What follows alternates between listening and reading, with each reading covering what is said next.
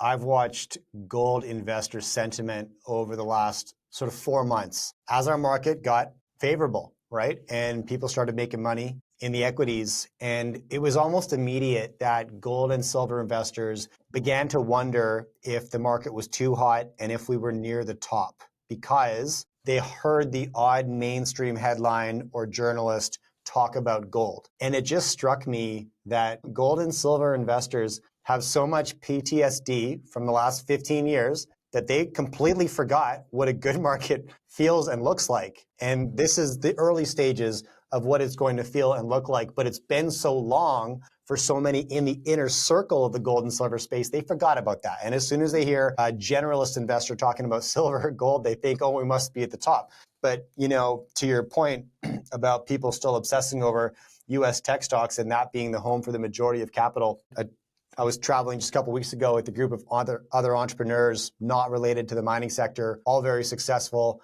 critical thinkers, independent thinkers, smart guys.